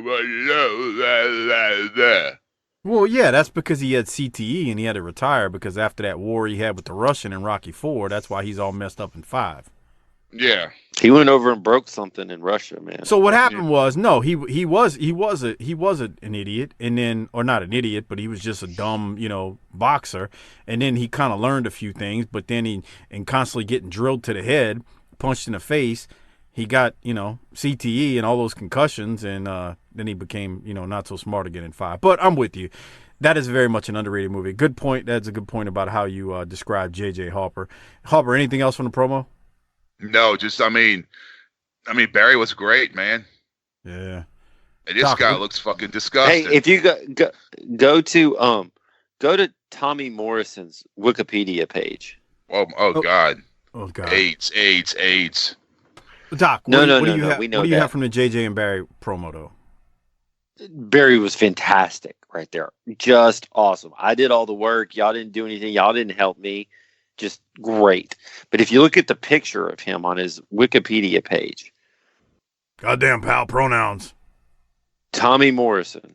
God, I thought that was fucking Jack Swagger. I thought it was Kurt Angle. With hair. Now you're going to make me He's standing there with a belt over his shoulder in front of an American flag. America. He looks like Kurt Angle, pal. You say his Wikipedia page? Yeah. Yes. Jesus. Do I need to spell it for you? Wow, he does look like Kurt Angle. Holy shit. Damn. Ah, wow. That's amazing. Yeah. Unreal. Look at that. Okay. He only has fucking 3 losses. Here's another one. Here's another one for you, for the Army to go look up. Matt Stafford, the quarterback of the Detroit Lions, looks exactly like country rock singer Jason Isbell. Isbell. It is 100%. Well, Google it, motherfucker. I don't. It's just one of them fucking. I'm not looking at anything to do with country that happened in the past 5 or 10 years. Fuck that. Thank you, Harper. Thank you. I'm tired of hearing about. It's always some asshole with his fucking bedazzled jeans on, talking about sitting on my tailgate, drinking in the moonlight, drinking a Bud Light, yada yada. This guy is, well, I will tell you that this guy is absolutely the opposite of that. But I'm getting ready to send, he's probably along those lines, but I'm getting ready to send you the picture. You know what picture I want to go to? I want to go to Kevin Sullivan's promo before you start. Hell yeah, because this is good stuff. I just sent it to you, Harper. Take a look at that. All right. So let's get back to the show because we've been getting sidetracked tonight. U.S. Tag Champs Fantastics defeat Joe Strickland and Tony Bowen, which was not a good match, but not Fantastic's fault. And then we go to Kevin Sullivan, who he just turned into Arn during this promo. Here it is. Mr. Sullivan? First of all, Mr. Crockett, I want to talk about something that a lot of people don't face. I want to talk about the truth.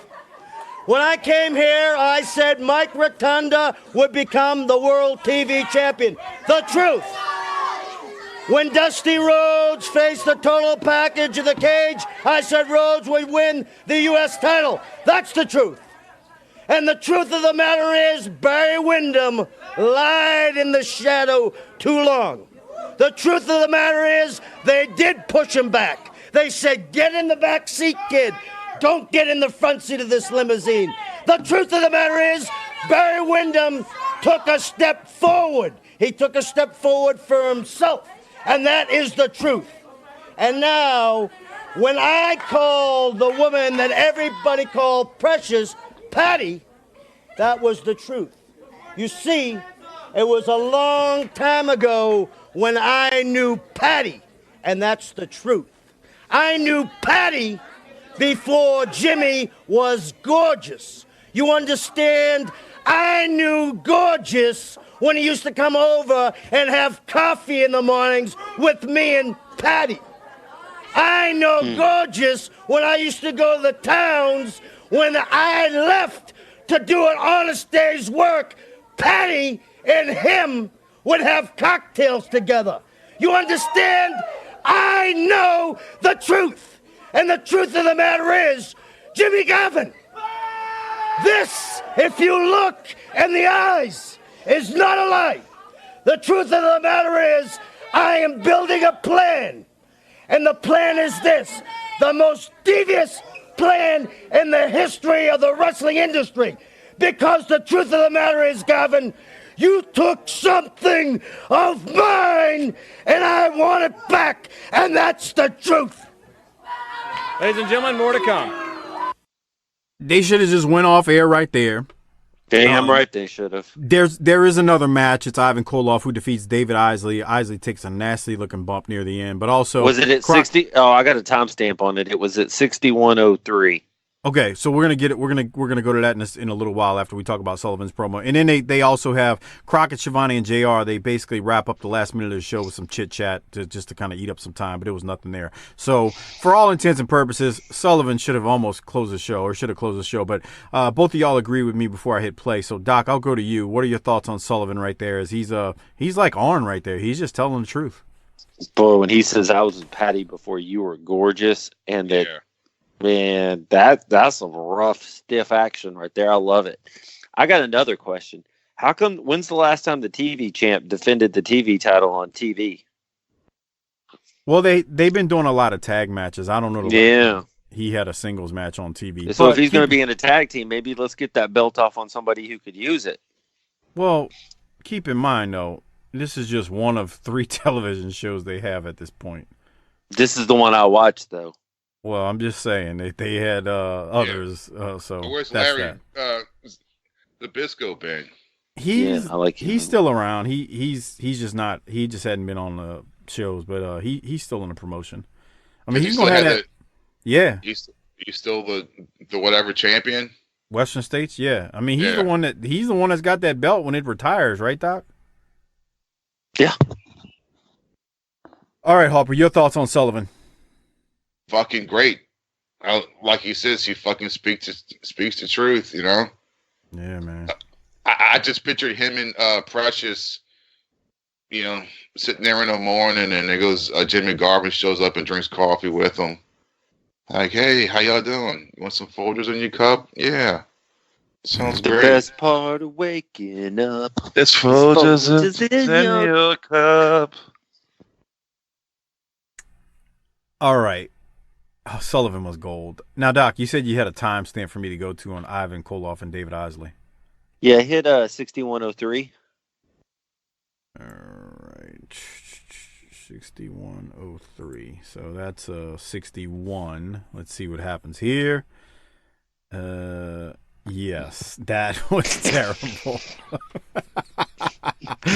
See that, Harper? Did you see that when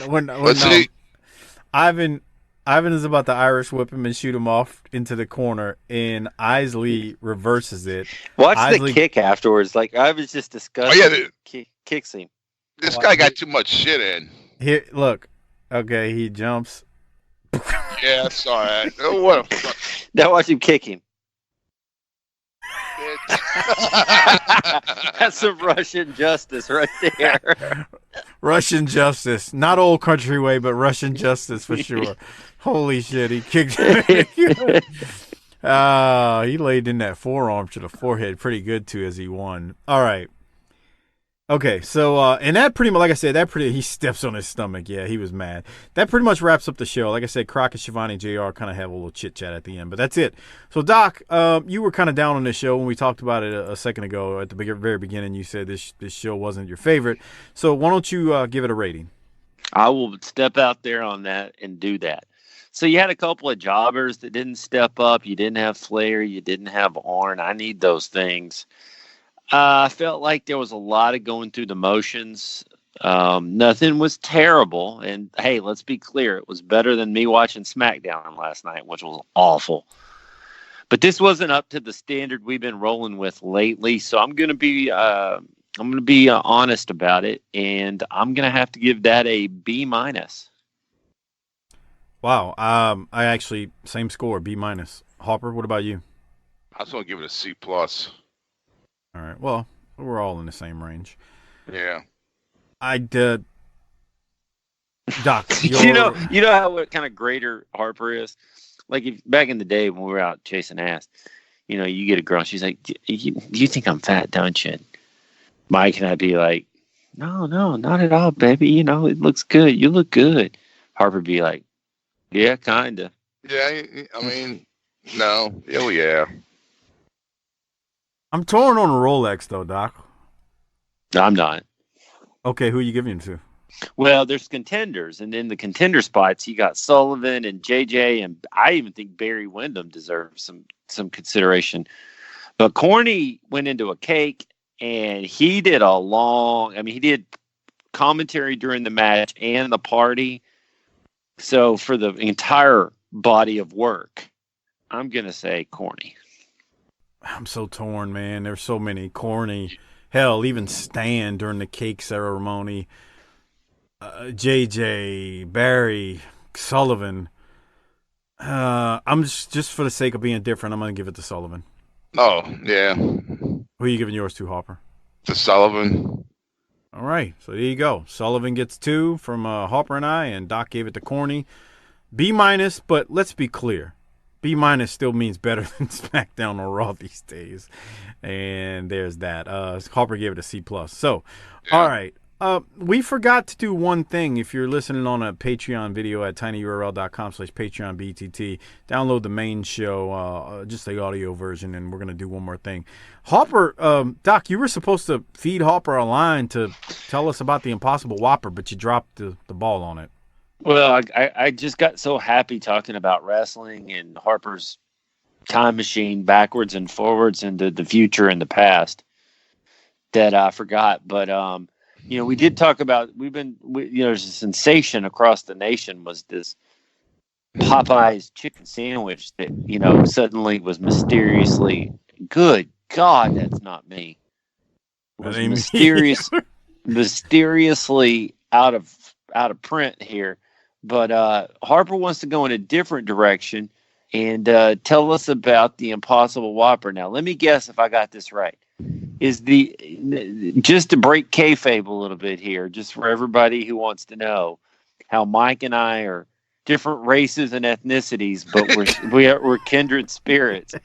Mike and I's both of our first jobs was at Burger King. Is that correct, Mike? Oh, really? I didn't know that. Yeah, that's what's ironic. Both not the same Burger King, and not even in the same state, but we both worked jobs in high school at Burger King. So, we have a little bit of history with the old King there. Very little of it good. But I'm going to say, is the Impossible Whopper their attempt at a veggie burger? They don't call it that. Oh, okay. So that sounds like that's part of the lead-in. So I'm going to go ahead and step out of the way. You tell us what the Impossible Whopper is. It's a fucking vegan or a vegetarian hamburger, but they don't want to call it that because they don't want any backlash. So it's called the Impossible Whopper. What does that mean? Because it tastes like a Whopper, but it's really not a Whopper. And my thing is this: why in the fuck would I buy the Impossible Whopper when I'm in the same fucking place for the same price at the same time I can just get a real fucking Whopper? Well, maybe, Harper, that you made the conscious decision that eating meat is not good for the environment. Is it?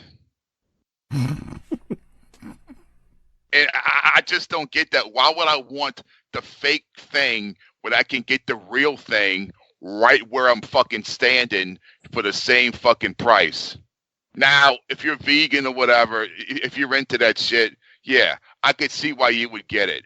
But if I'm not vegetarian, why the fuck would I want to get that when for the same price right here, right now, I can get the real fucking thing?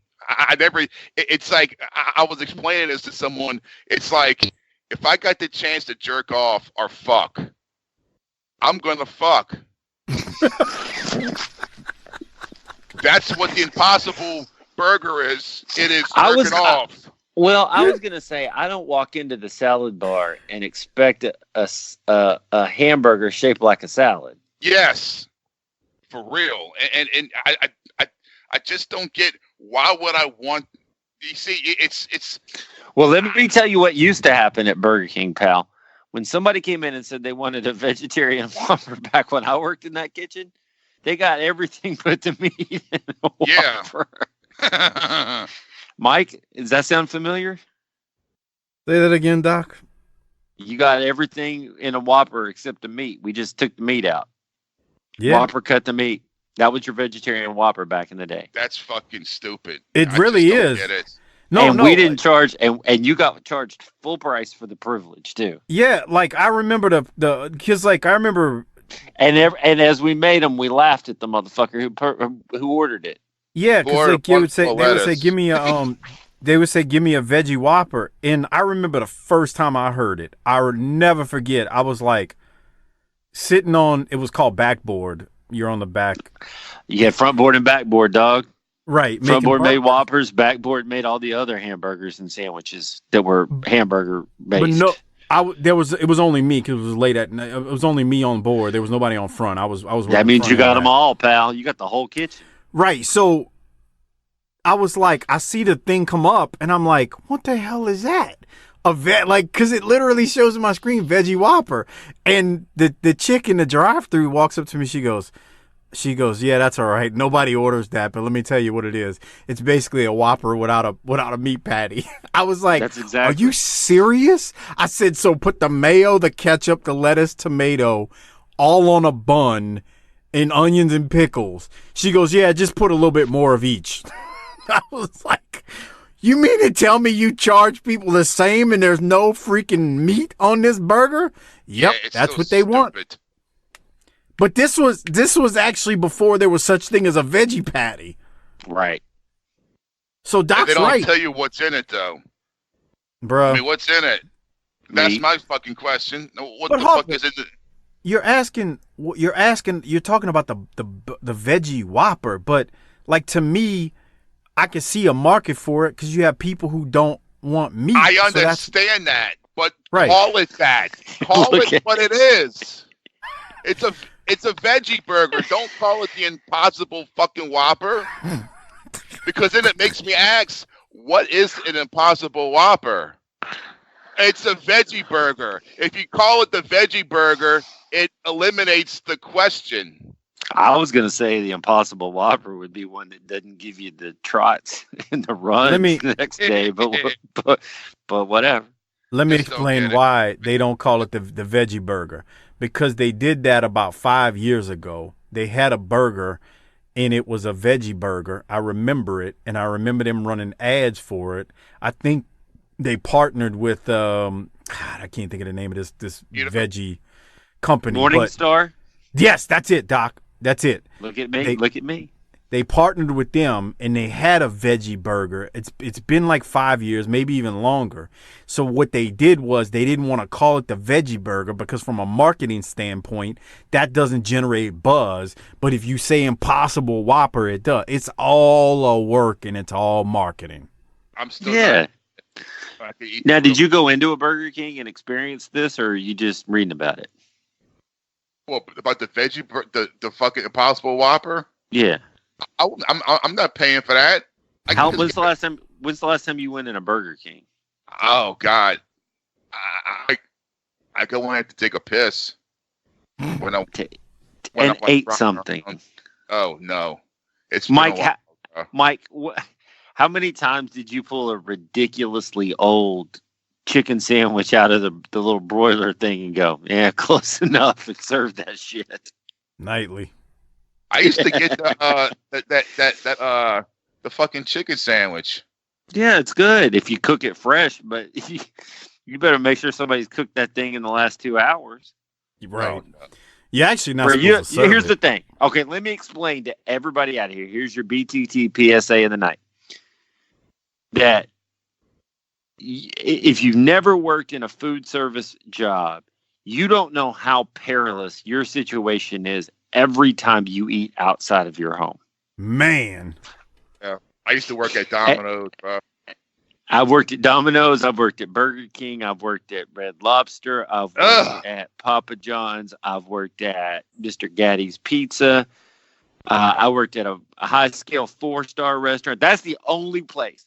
I worked at a 4-star restaurant in a hotel, and that's the only place where there was some pride and there was some craftsmanship and the food was delicious. But let me tell you something. And this is the point I'm going to make. Mike, what year did you start at Burger King? 93. What was your hourly wage? I think $3.85, maybe $4. Yeah, I think because I started in 90, and I want to say I made like $3.35 to start, and I got a raise after a couple of months, and it was so small I didn't even notice it, and they had to point it out to me because I was like, "Oh, okay, thanks." So just remember that you're putting your life, your life, and everybody you know that's with you's life in the hands of somebody who ain't getting paid enough to give a shit about anything. About anything. Cleanliness, cooking it right, cleaning their hands, giving a shit, none of that. I can't add nothing to it. And in the 4-star restaurant, you know what? Because most waiters and waitresses make what, $2.13 an hour, but they had the good sense to pay us like $7 an hour plus tips at the hotel. So guess what? We dressed up in our dress shirts and we gave great service. But you get what you pay for it, and every place that you go eat ain't paying their help and so their help don't give a shit. So you can get an Impossible Whopper, you can get a Possible Whopper, but you're taking your life in your hands. I'm telling you. I worked in a restaurant. This is probably a Patron episode at some point. I worked in a restaurant where the sewer line backed up into the kitchen, and it was sewer water was so high that we took the drink crates that held the drinking glasses and turned them over so we had a place to walk above the sewer water, and we didn't close down, and we had a full restaurant. I've heard that full story. It is a Patron episode. You just gave away the most of it though, but it was very interesting. No, I didn't, because there's twists and turns. So I'm telling you, and then you go eat somewhere with LaFonda, Mrs. Doc. She'll start getting sideways at the wait staff. I'm like, you need to shut the fuck up. I'm like, I ain't with her. Y'all be good to me. I'm gonna tip 20% here, and she's a loudmouth. I ain't dealing with this. I love y'all. Because that's what you really need to do, is piss off somebody that doesn't give a shit to begin with. Man. Nah, I treat wait staff 20% unless you fuck up. I tip well all the time, and I will, unless you just disrespect me, which never happens. I'm gonna treat you well, because you are in possession of the food coming to my table for some time, coming straight from that kitchen. So I ain't trying to make you mad. Harper, next step is you got to go to a Burger King and order one of these. And Michael sends you the BTT credit card so that you can expense it on your expense account. But you need to go eat one and report back on what it's like. He ain't here anymore, is he? Harper, did we lose you? No, yeah. I mean, why jerk off when I could fuck? I'm telling you, Mike's going to buy it on the corporate card. He's going to buy it on the corporate I just don't get it. It's like the whole point of, I could see eating that if that's all there was to eat. Yeah. Then I'll get it. So let me ask you this. I've heard this before. I got vegetarian friends. If you're vegetarian and you're committed to it, you can't just eat meat. It'll make you sick, man. You can't just sit down and have a hamburger if you haven't had any meat in 2 or 3 years. It'll make you real ill. Well, that's their problem.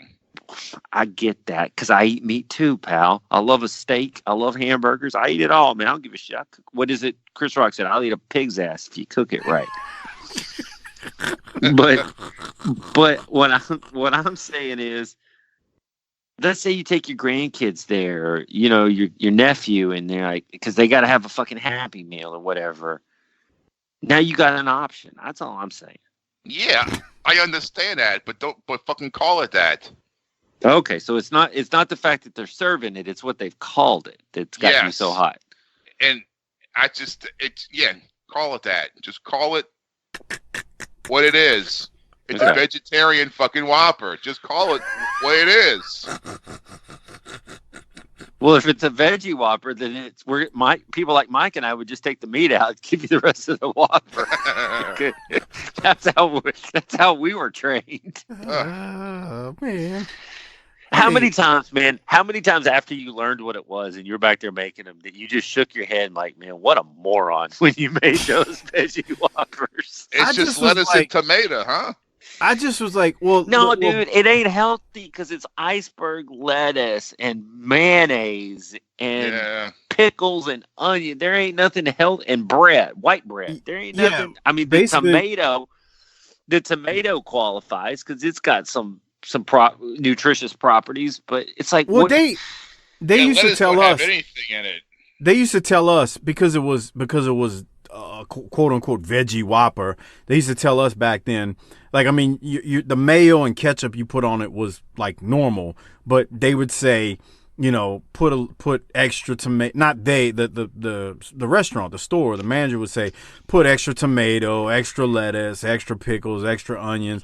So like, you put more than you put on a regular Whopper, but at the end of the day, it's still literally a bun with lettuce, tomato, pickles, and onions and mayo and ketchup on it, which just sounds totally disgusting. It's a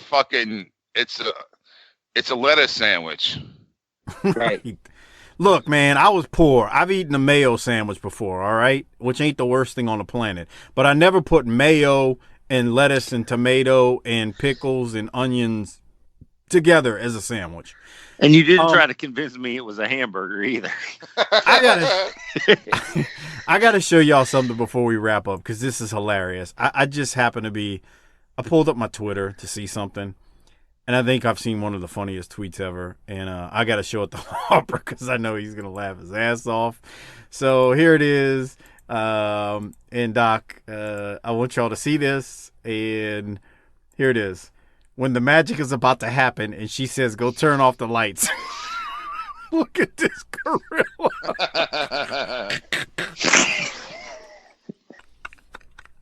I don't like it completely dark. I want to see what I'm dealing with, man. Me too. I'm with you, Harper.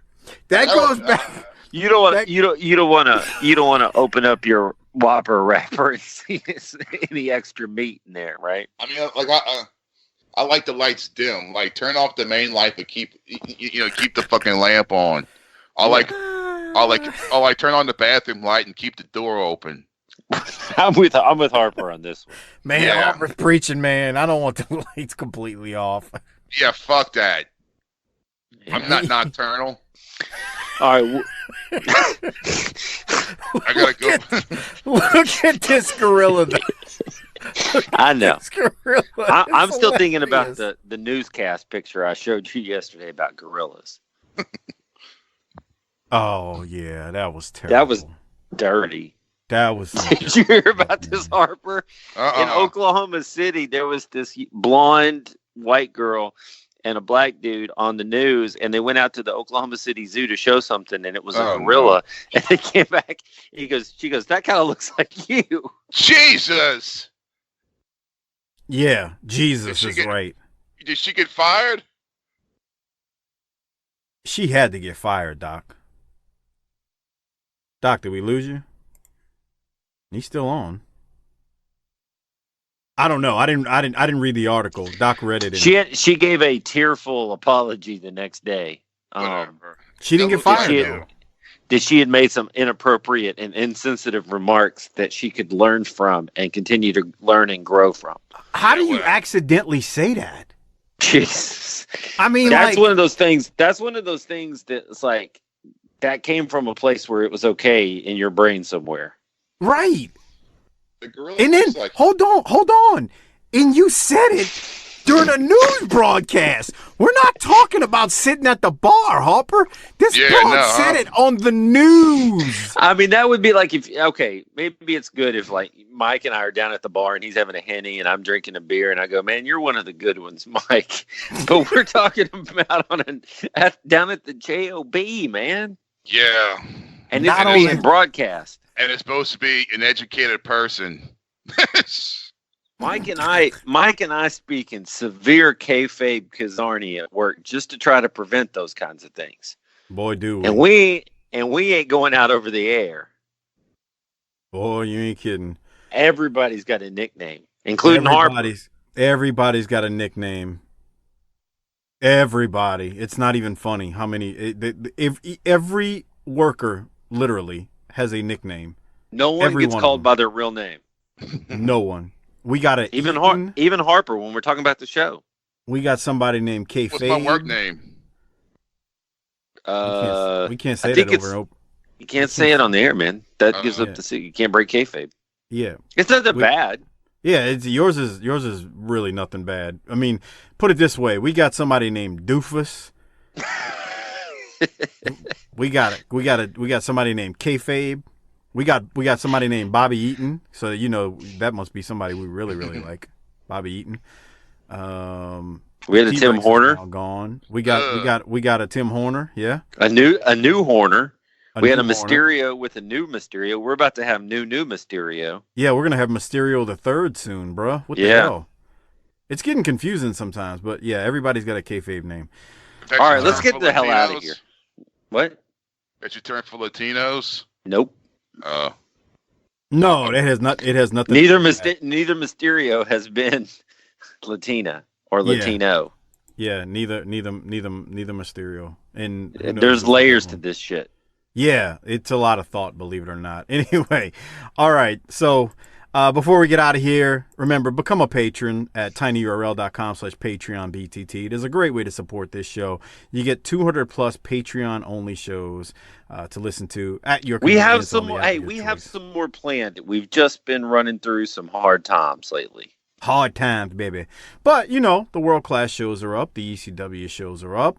There's tons of other shows that are up as well, along with the video reviews at tinyurl.com/PatreonBTT. Also, don't forget to use the Amazon referral link, tinyurl.com/BTTAmazon. Great way to support this show on an ongoing basis. You can buy anything and everything off of Amazon. And please give that link to the wives, girlfriends, hoes, and side pieces of your life. Tell them to use it. And before we get out of here, I want to make sure I shout out some friends of mine. The Wrestling Podcast About Nothing with ROH's Brian Malonis and Mike Crockett. They do their show every single Monday. It's a great show. Go check them out. Really, really good stuff over there that they're doing. Speaking of ROH broke some news I was glad to hear. I've been wanting to break this news. Glad to help them out with this. October 12th, ROH is going to be in New Orleans. That's right, New Orleans. ROH is there. And I think a little birdie may have told me that there may be a Wildcat guy or two there, but I don't know. I'll let Harper tell me if I'm right or wrong. Am I right or wrong? October 12th, dog, at the UNO Lakefront Arena. There you go, October 12th, UNO Lakefront Arena. ROH will be there. Glad to see that I could play a small part in hooking that up, and that's all I'll say. So, good job. And Malonis, I'm not sure if I can make it down to New Orleans, but you guys have fun and enjoy New Orleans while you're there on the trip. Also, check out Our Vantage Point, the Retro Wrestling Podcast with Joe Murata and Michael Quinn, the northern version of BTT. Slightly classier, a little bit more professional, but still fun nonetheless. Those shows support us, so please support them. We'd appreciate it. That's all we got. Been long show. So, Harper, hit that tagline and take us home. Book it, bitch.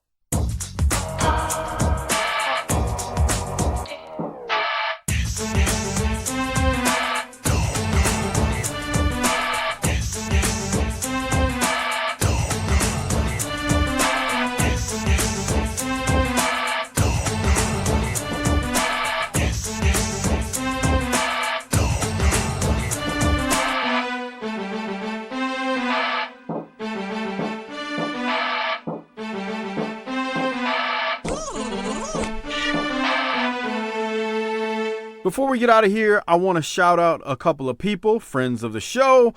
Also want to shout out some Patreon members and thank them for their patronage. Before I do all that, like I said, a couple of friends of the show and podcasts that we hope you support. Check out the Wrestling Podcast About Nothing with Brian Malonis from ROH and Mike Crockett. They do their show every single Monday. Monday mornings the shows drop. They talk current and classic wrestling, along with some indie stuff too, but it's a good show. They're friends of mine, so please support them because they support us. Also, check out Our Vantage Point, the Retro Wrestling Podcast, run by buddies of mine, Joe Murata and Michael Quinn, as they give their take on the northern side of pro wrestling's history. Slightly classier, definitely more professional than we are. Thank you, Joe and Quinn, for all of your plugs. We appreciate it. Also, check out the Bottom Line Cast with Mike Prue and JV. They do their show. I believe their shows are dropping on Wednesdays these days. I keep forgetting, but they're basically breaking down the career of Stone Cold Steve Austin. So check out Mike and JV as they do their thing. Great show. And also Mike and JV do the ECW Extreme Livecast on our Patreon feed at the $5 level. So good guys doing some good work, and I appreciate it, Mike and JV. Thank you for all of your support. And like I said, I want to thank all the Patreon members out there for their support and patronage. We really appreciate it. We do 2 shows a week that are free. And then in addition to that, we do more because of you guys, and we appreciate that. So thanks for supporting this show. It's definitely a great thing that you do for us and supporting us. I mean, I can't say it enough. I'm eternally grateful for all the patrons we have. And as I'm talking about being eternally grateful, shout out to the Hall of Fame patrons. Kevin Carter, Michael Angel, Bob Richards, Rocky Suazo, Christopher Champer, Will Harkey, Robbie Dyson, Rick Beebe, Brad Duknife, Tom Schlegel, Coach Joey Chase, a.k.a. Willie Chase, Steve Malbasa, LaRon Brown, Kenny Byersdorf, Glenn Abbott, at GA WrestleNut on Twitter, Bobby Murray, Marlon Mueller, a.k.a. at Half Pints Point. Keep cutting them promos, kid. I know you would love when I say that. Josh Warren, Everett Starr, Mike Childrey, Kyle Riley, Disrespectfully Classy, Marky Blassie, Craig Norman, Johnny on Patreon, the great John Dean at YRC21, Josh Dunn, Ryan in Auburn, at Ryan in Auburn, that is, on Twitter. Good old Justin, Robert Smith, Joseph Ice, Tim Moretti, Adam Price, Brian Evans, Mark Wilson, Armando Martinez, David Jordan, Jesse Jacobs, Josh Fields, Chris Myers, Gerald Green, Mitchell Johnson, Mike Prue, Will Parker, Jeremy Bryant, Classy Alex, David DeVries, Frog Zeppelin, SV Pageant, Bill Salsa, Big Rich, at Spy Boy Sports Cap, R.E. Miller 39, Jay Shiny, Ruben Espinoza, Merciless Jones, Jesse Lucas, Chris Browning, Justin _Andretti, Coleman 822, Marty Howell, T-Hog 94, and God Bold Unreal. Thanks for being Hall of Fame patrons. That list is getting longer and longer, and I appreciate it. Thank you for your patronage, and thank you for being Hall of Fame patrons and supporting this show and everything we do. That's all I got. Thank you again, guys. We appreciate it. Have a great rest of your day and week and whenever or month or whenever you're listening to this. Thank you very much. And like Harper always says before we get out of here, book it, bitch.